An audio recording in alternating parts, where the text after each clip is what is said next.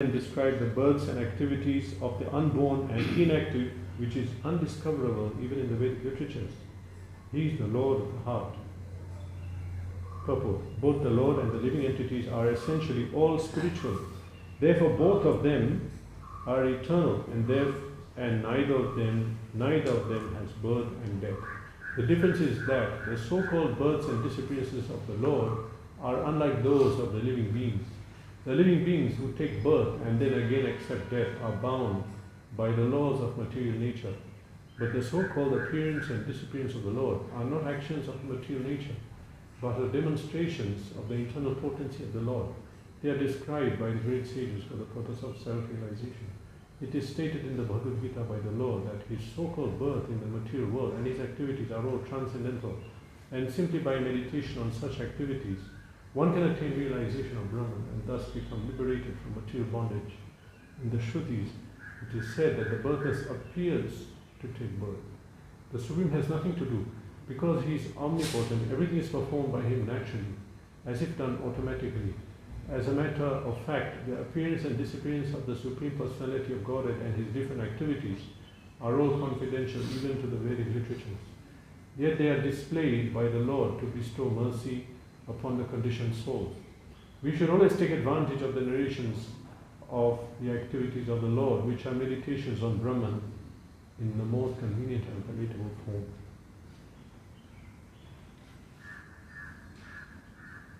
Namo Vishnu Padaya Krishna Prishtaya Bhutale Shmate Bhakti Vedanta Swami Niti Namine Namaste Saraswati Devi Gauravani Kacharine Nirvishe Shashanadipasya Desha Tarini Jai Shri Krishna Chaitanya Prabhu Nityananda Shri Advaita Gadadhara Srivasana Gaura Bhaktivinoda Hare Krishna Krishna Krishna Hare Hare Hare Rama Rama Rama Hare Hare.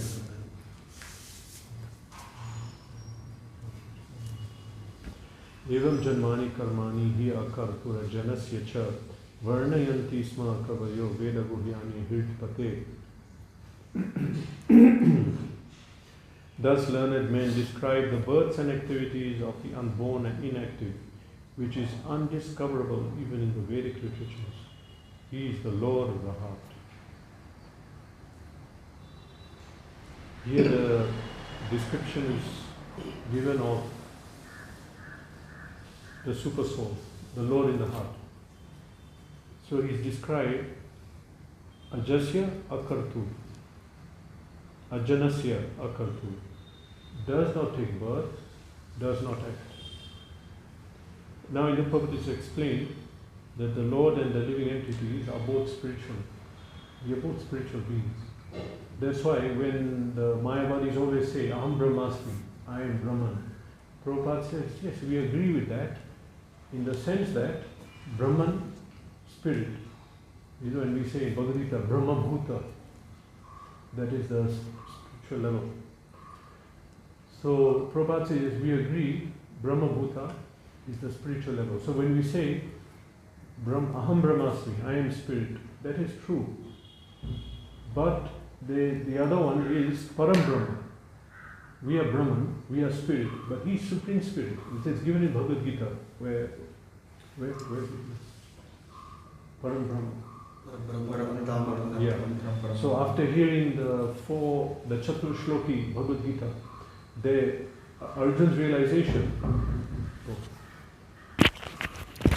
Arjun's realization is that you are the Supreme Personality of Godhead. Param Brahma, Param Dhama, Pavitram, Paramam Bhavan. You are the eternal, transcendental, original Personality of Godhead.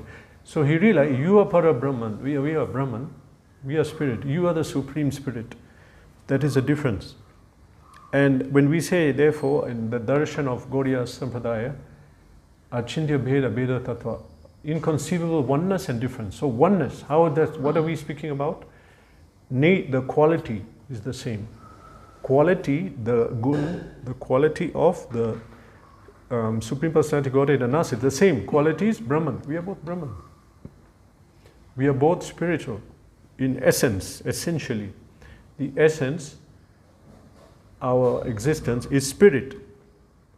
So we are both eternal and we both have neither birth nor death. But Just like the spark in a fire, if you, of course, no one in the city will see a fire lighting, but in a village or when there's a fire burning, then sometimes one spark comes out. Then it goes off. It's separated from the fire. So we being small, we'll get covered by Maya. We can get covered by the material energy. So when we get covered, we need help to come out. We cannot. And we are small. We are so small. So that is the big difference between the Lord and us. We come under material energy. There's the picture in Bhagavad Gita which shows us like puppets. Actually, there are many verses in Sanskrit that I remember using this word puppet. So I tried to search them. Then I went in a Sanskrit dictionary, I put puppet to get the Sanskrit word for puppet. There are 21 words. That is Sanskrit. One word, they have so many. So 21 words. But putalik, that is, in Hindi, what is it? Puppet.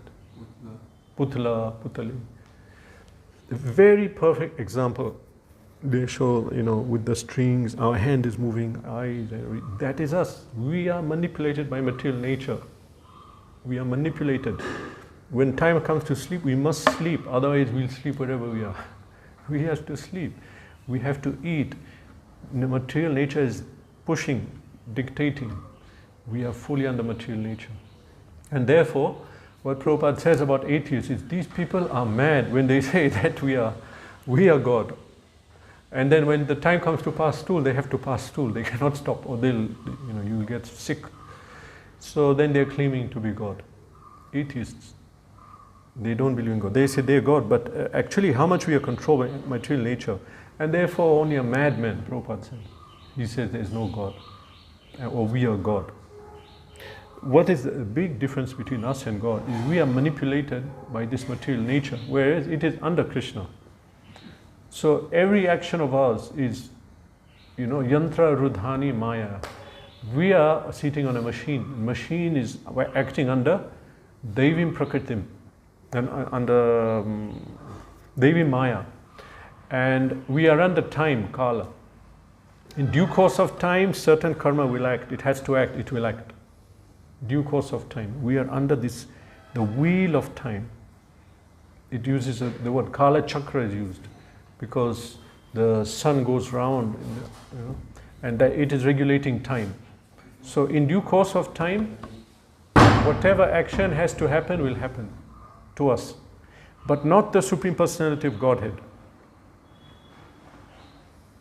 Our appearance also, appearance and disappearance. Now here in the verse it says that ajasya akartuhu evam janmani karmani hi akartu ajanasya varnayanti sma kavayo. Kavayo means the learned people. Learned people, they describe the birth and activities of hi akartur ajanasya, of one who has no birth and no activities. Learned people are describing the one who has no birth and activity. They're describing his birth and activities. Varnayanti explains. Why are we describing? Why are we describing about this personality? Because when we hear about him, we get free from our birth and activities. Actually, he has, what is the word used for activity? A karma. But karma specifically means action, prescribed action. Swadharma, swakarma. That is prescribed action. That means according to our varna and ashram, we act. Actually, we have to act. The Yamadutas in the 6th canto, they describe, when asked by the Vishnu Dutas to describe dharma, they said that the jiva who is conditioned must act according to the Vedas, just as the cow is pulled by the ring and must come. He must come, it's paining, he must come. So, in the same way, the jiva who is in a bound state, not pure, he must act under Vedic prescription. So it's not here in the Veda it says that we must do karma. There is no option here. So we living entities, we do karma. According to our varna and ashram, we'll do our prescribed activity, that is karma. And from that we get some level of happiness, because we want to get happiness in this material world. So we are given that you act in this way, you will get your happiness and you'll elevate. Everyone understood that before. Now no one is doing that. So dharma, so karma. So they suffer greatly, great suffering. So now the Supreme has no duty. Name karmani limpanti. Supreme has no duty according to his position. Nothing he has to do. He is a akartu. No kartavya, no duty. And unborn. He is not born also. And so the Supreme Personality of Godhead, as it's mentioned, for us to become free from karma, we have to understand his karma. Name karmani limpanti, name karma phalespirha. Iti mam yo vijanati karmana sabhadyate. You have to understand how Supreme has no duty, has no karma, and name karma phalespirha, does not aspire for the result of his action. Like supposing I want to get some enjoyment, so I'll do some action, from that action a result will come, all is to enjoy that action. But Krishna doesn't do that, because he's enjoying every second. He doesn't do action for enjoyment. So name karma limpati, name karma phalespirha. And who can understand this? Iti mam yo vijanati karmana sabhadyate. Then he'll also not be bound by karma. This is the thing about the Supreme Person. He does not have action. And one who understands that, he is not bound by action. Not just understand. Understand means realize. How? By studying Veda. Studying especially Bhagavad Gita. We see, and Srimad Bhagavatam. Supreme Personality of God, he came, he killed so many people, he did so many things, but he's not bound at all. At all. He's not under the karma.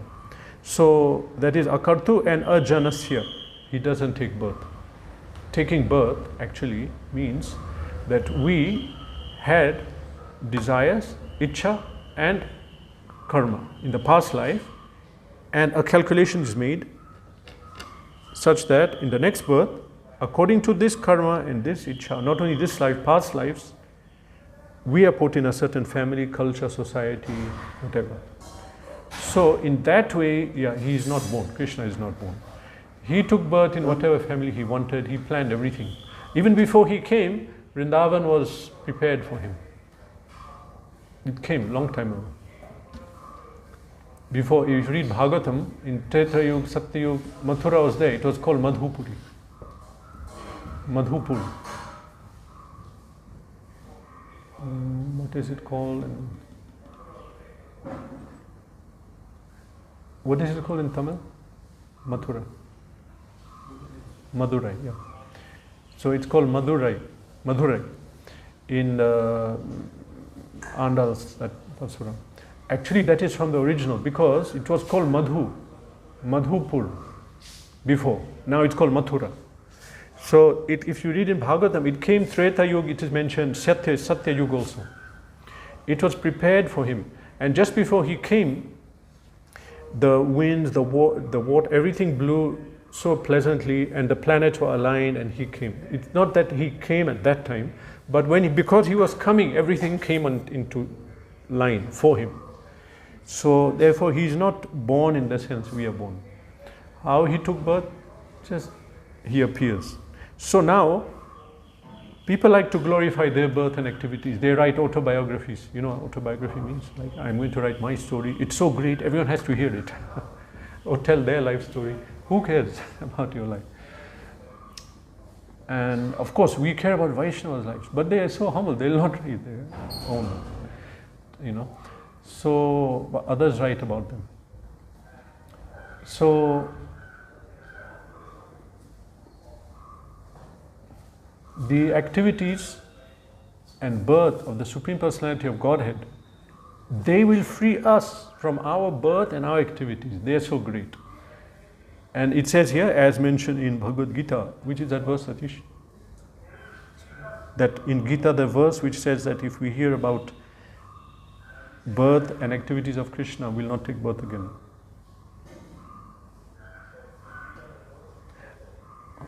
Okay, yeah, which one? Yeah, you would know it, very good, okay. So, now as mentioned here, it says, it's said in the Bhagavad Gita by the Lord that his so-called birth in the material world and his activities are transcendental. Simply by meditation on such activities, one can attain realization of Brahman, thus become liberated from material bondage. Okay, and the reason for that is it's mentioned earlier. I'll just scale down here. It's mentioned earlier that here, or later here, that because he is omnipotent, very interesting word in English, O-M-N-I. Whenever this word comes, it means powerful. It means everything is covered at once. Yeah. So, where does this word omnipotent come from? Om. They don't know. We know. English. That word omni means great. So here, omnipotent means all powerful. Prabhupada uses the word all powerful, all great. But people say this is not in English. It's writing, but it's there are many words which are in Bhagavatam and Gita. They're not in English, but Prabhupada said them there now. That we accept them in English. So that is the last purport of Srimad Bhagavatam. The Supreme is all powerful, all perfect, all knowing. But there's no expression like that in English. But this is the word, omni. Omnipotent means all powerful. Omniscient, knowing everything. Omnipresent, present everywhere. So omnipotent, he's powerful in all terms. He's powerful in this way, in that way, in that way, in that. In every way he's powerful. Someone may be powerful in body strength, but not in intelligence, or not in his economic position. Supreme is omnipotent. So because of that, everything is performed by him naturally, as if done automatically. Again, this is looking at this Swabhaviki Jnana Bala Kriya. Comes in the Upanishads, description of God. Parasya Shakti Vivideva Shruyate. No, it starts off with Natasya Karyam Karanam Chavidyate Natat Kshamash Abhyadikascha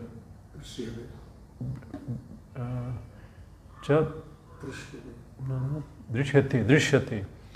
Parasya Shakti Viveka Shruyate Swabhaviki Jnana Balakriya. Very nice definition of God given in Upanishads. So now it says there that Natasya Karam Karanam Chavidyate. There is no duty for him. There is no and there is no cause of his being. Natasya Karyam Karanam Chavidyate. Natat Kshamash Abhyadikashta Drishyate.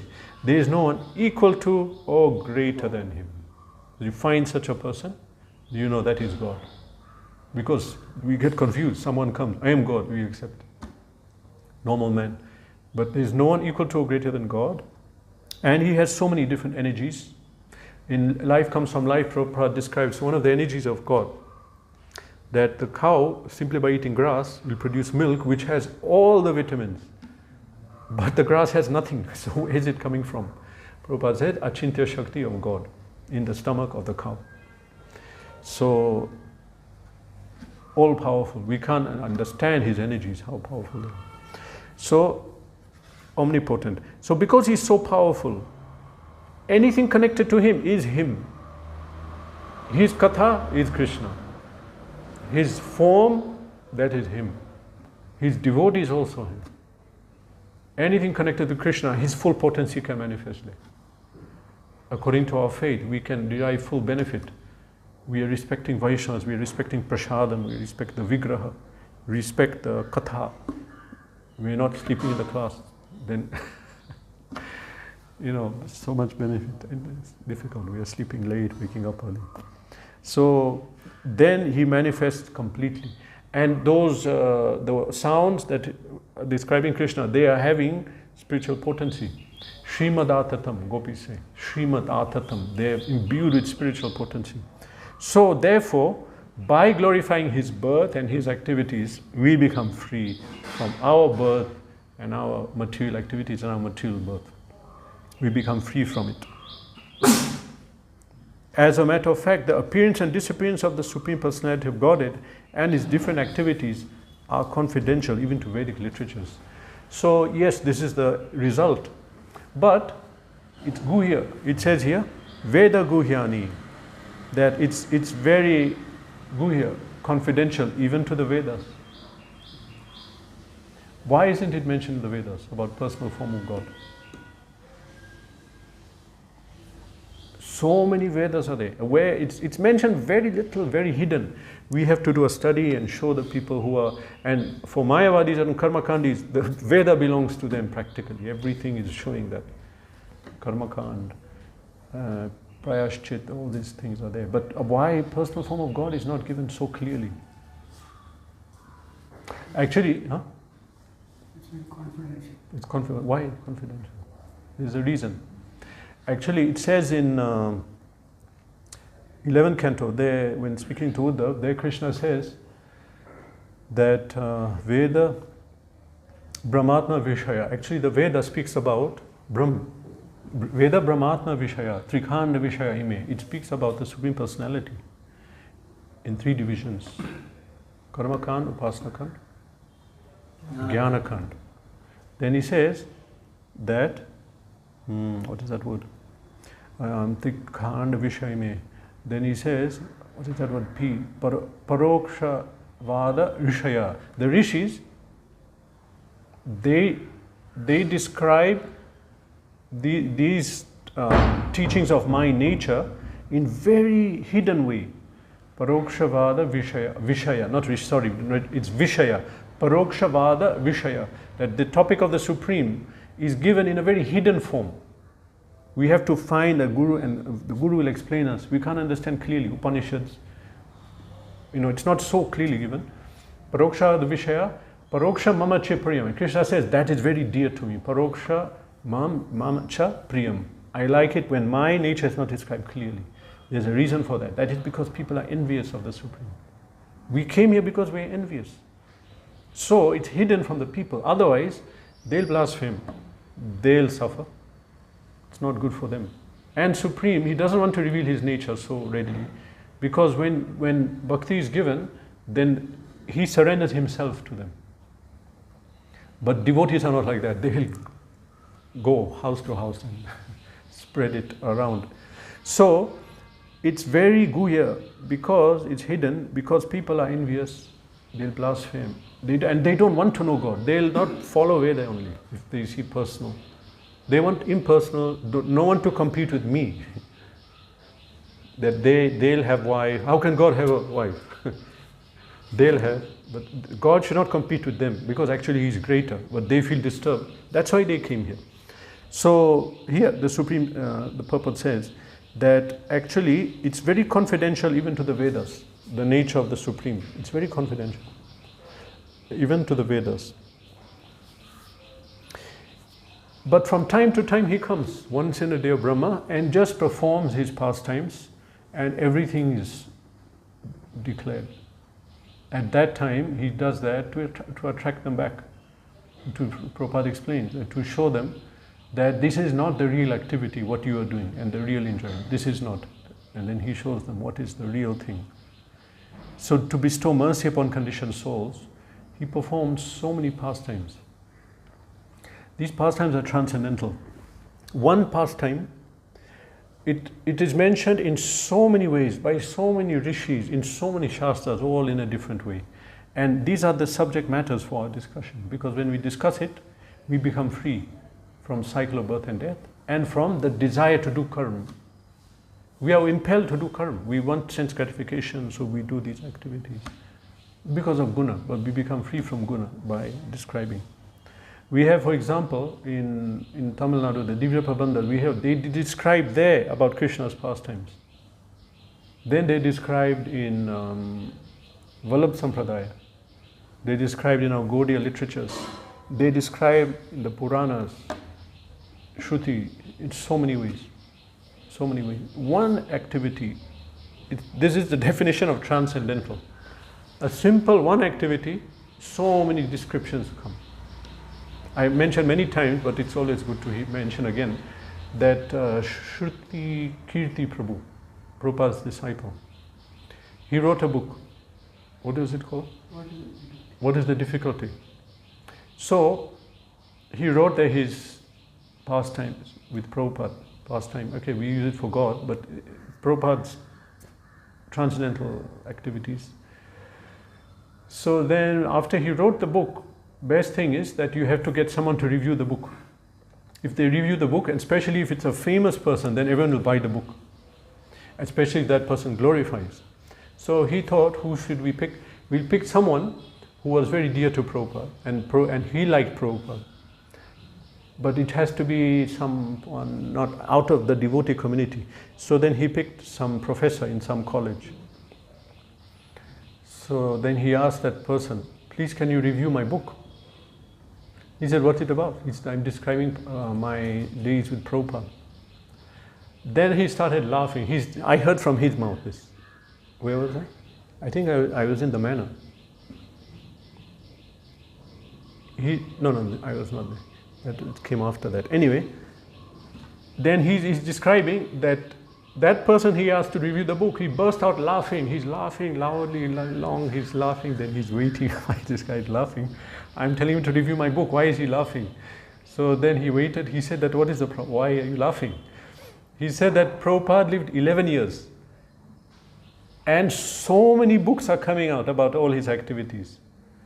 And he said Jesus lived 30 years, there is nothing about it. Anyway, I don't want to demean any particular personality.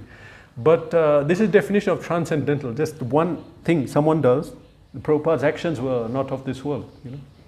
He'll do just one action. And so many descriptions are coming. For example, that the final days.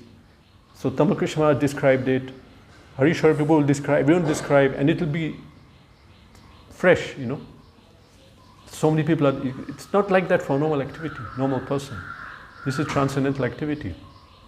If you hear the lectures of Prabhupada, in the beginning in Mishra's ashram, that Ramakrishna, so he got a following, a small following that time.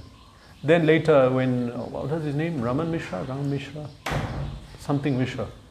Anyway, when he realized that Prabhupada is becoming more famous, then he told him, okay, now leave. So, actually what had happened is that Prabhupada was starting to speak, personal nature of God. And among Mishra's followers, Mishra Yoga Studio, he got some followers. And then one woman asked him, this is all in the recording, I heard this, no one told me, I heard it like this.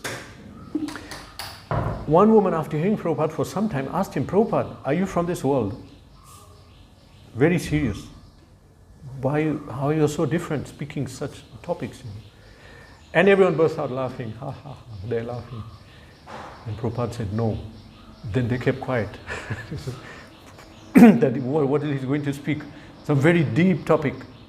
Prabhupada's going to speak a deep topic, So then Prabhupada said, you see, just like I came to America, but I'm not dressing like an American, I'm not speaking like American, I'm not eating like an American, so I'm not in America. So similarly, you, jiva, conditioned soul, if we do not do material activities, think of material activities, eat material, non-prashadam items, and if we don't discuss material topics, then we are not in the material world. So he used it to put a point. Everyone thought he'll speak some huge, deep topic. This is also a very deep subject. So he said in that way, no, I am not of this world. I'm in Vrindavan always. And anyone can be if they're always meditating in that way. So in this way, when one discusses and acts on the spiritual platform, then they are not on the material platform at all. So in this verse also, Krishna is saying, Sutta Goswami is saying, that if we discuss the appearance and activities of the Supreme, these are spiritual topics. We are always thinking, discussing them, then we will not anymore have that. We will not have birth and we will not have material activities. So of course, Supreme Personality of Godhead. But similarly with the devotee. In fact, as Bhaktisiddhanta Saraswati Thakur said, the katha of the pure devotee is more powerful than the katha of Krishna. And because very easily he will reciprocate and we will get, But still we glorify Krishna because we are servants of Krishna. And Acharya has told us. So if we discuss about these personalities, then we break the ropes that are binding us. I explained about the puppet. The puppet is controlled by ropes, and so are we controlled by material nature. But these ropes and wires, which is like a mesh is like a net of different activities, karmic reactions that have bound us tightly. This will be destroyed. Avidya jal, sharira vidya jal. We say that avidya is ignorance, jal is net. The body is like a network of sinful reactions and senses. So the jiva is covered in this net. How can we get out of the net? Anyone living in the coast, on the beach, you'll see that these fishermen go and fish and they catch a fish. A fish gets stuck in the net, they just leave it. Because the more he struggles, the more he gets stuck in that net. That's how the net works. So similarly, we try to get out of this net and we get more and more bound up, and it's very difficult. But simply once we say the name of the Supreme Personality of Godhead, it breaks this net. In Bhagavatam, so many verses are saying that. These ropes are broken by that. There's one here in this same chapter 3. Apana samsmitim ghoram yanama vivasha grinan tata sadhya vimucheta vibhetiyat swayam bhayam. Living entities who are tightly bound up in the mesh of their sinful reactions, samsmitim ghoram yanama vivasha grinan. If they chant the holy name once, tata sadhya vimucheta, they become free from those sinful reactions. And many other verses not coming now to my mind. Oh yeah, that other one is there. Yad anudhyasina yukta. That one who, with a sharp sword, karma grantini bandhanam, cuts the knots of karma. Yad anudhyasina yukta karma grantini bandhanam. Chindandiko vidastasya kunya kuryat katha aratim. Who will not hear the katha of Krishna, by hearing which the knots of karma cut. From, this net is broken and we are able to become free from these ropes and bondage. And so, that's for the kavaya. It says here, kavaya means learned people. Varnayanti sma kavayo. Kavayo, learned. Those who are learned, Shastra, they know Shastra, they will use their time and their speech for glorifying the Lord. In this way, they are purified, and whoever hears them are purified. Thus, learned men describe the births and activities of the unborn and inactive, which is undiscoverable. Even in the Vedic literatures, he is the Lord of the heart.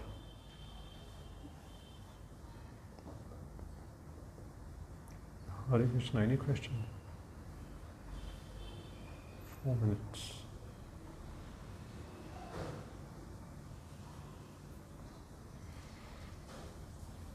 So, conclusion, last sentence. We should always take advantage of the narrations of the activities of the Lord, which are meditations on Brahman in the most convenient and palatable form.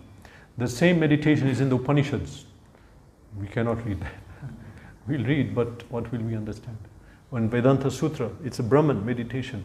But here, in convenient form, the same Supreme Brahman, we are reading how Krishna, he was looking for the cows, and with a lump of curd and fruit in his left hand, then Brahma stole the cowherd boys, and he went looking, where are they? Reading this, it says here, convenient and palatable. Palatable, it's easy, it's very tasty, nice way of hearing about the Brahman, and convenient. So we should take advantage. And these are in the books, means reading the books, discussing, memorizing the verses. Hare Krishna. No, question, yes. So, in the scriptures, there are so many descriptions of different versions of the same activity. So, sometimes the atheists take it like they have the benefit of doubt that all of them might be exaggerations of something that actually happened. Although we are telling that no, we are accepting it is in the Shastra. But how do we remove the scope of doubt that actually no, this happened? From them. Yeah, because they'll say that so many descriptions means all of them can't be true. Definitely, these are all exaggerations. Something might have happened. Like they say for Ramayana or Mahabharata, they say that these events might have happened because we found so much evidence. But different versions of Ramayana are there, different narrations. That means definitely these are exaggerations. Yeah, now first of all, say in Bhagavad Gita, after the conclusion is given, immediately Krishna says, Idam na tapaskai, this should not be spoken to people who are not austere and not having faith, generally speaking. Just like if you go to a college, you are not allowed if you didn't do, I don't know, what ICC, CSE, whatever. If you didn't do class 12, they're not allowed in the college. So we don't allow them in the class, not allowed. First of all, we not allow them at all to hear these things. But okay, now to explain, supposing they're saying all these things, where do they get knowledge of Ram? We are born, we don't know who's Ram, who's Krishna, you know. Sarva Bhutani, that's, we take birth, we are in illusion. Sarva Bhutani Samon Sargayanti. We take birth, we don't know who's Ram, Krishna. But what happens is, we hear it from someone. Even he didn't know. How did he know? Actually, we got it from the Vedas. We got knowledge from the Vedas. So now what are they doing? We'll take this part of the Veda, we'll not take that. That is not correct. Ardha Kokoti Nyaya. Half-hand logic. You got knowledge of Krishna from Veda. So you accept all of it, that Krishna is God. Yeah, Krishna did this, but it could not have been like that. First of all, you didn't know who's Krishna. But looks like you accept the Veda because you're quoting Krishna. You didn't know. So it was in the Veda. But same Veda is saying, Ajosanapi Avayatma, I have unborn. For instance, recently the book was released, the Mahabharata myth history. In that, he showed many disciplines that Krishna was worshipped all over the world. So, I mean, they can know, even if they are not accepting the Vedas, they have to accept that Krishna historically existed. Yeah. So, but then to prove the point that Krishna is supreme, he explained that why is it that throughout the world is worshipped. But then there is a scope of doubt. We can't speak with these people. You see that 9th offense to the holy name. They'll blaspheme. You know, they don't have entrance. How Prabhupada describes that, okay, that individually someone speaks, we can answer. Krishna danced with many wives. Why not? You have a wife, he'll have a wife. He's God, he'll have many wives. How can he do that? He's God. But generally, how will you speak with these people? I don't know. But Prabhupada had this for speaking to scientists. Yeah, but if you read Life Comes from Life, I remember reading this. Prabhupada says, this Radha Krishna, this is our personal affair. He said, but you have to realize Bhagavad Gita and preach it, spread it. On the strength of Bhagavad Gita, we tell them. Life Comes from Life, Bhaktivedanta Institute, none of them are speaking about the Leelas. They're based on Bhagavad Gita. Their magazine is called Savigyanam. You know, that's from that verse. 7.2 is what? Jnanam te aham savigyanam. I'll give you now material and spiritual knowledge. Savigyanam, they call that. Everything's on Gita. Now they don't accept Krishna Leela, then who are they? I mean, who cares what they accept and don't? In public, if it's like that, then you put the points as Prabhupada does. That Supreme is, why is he doing this? Why is he? Because he's Supreme.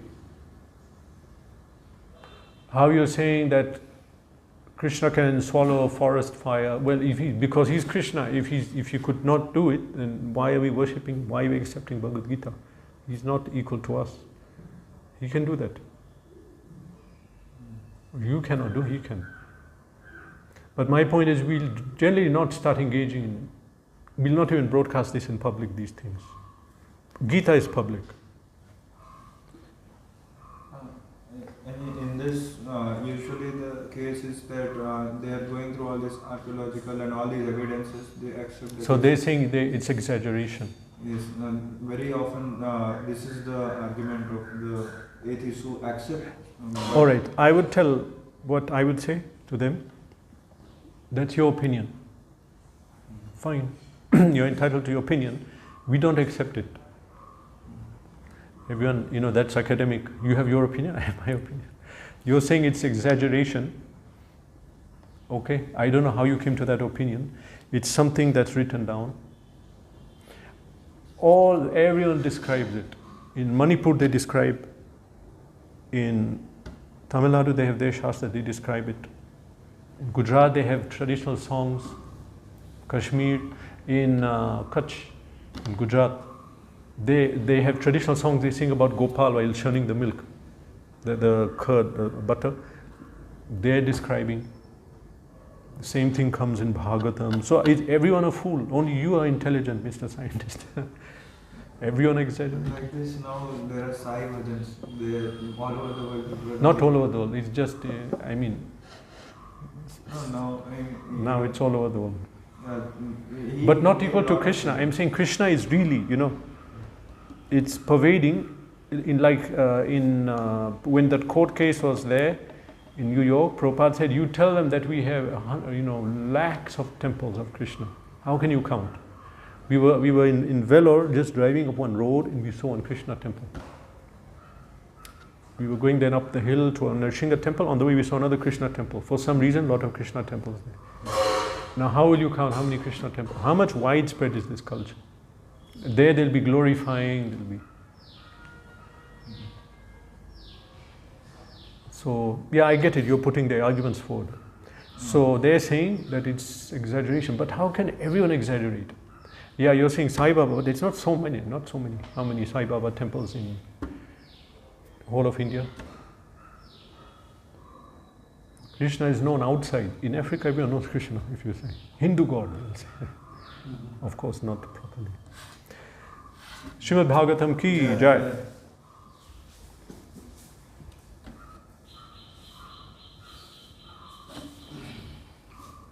Guru Puja.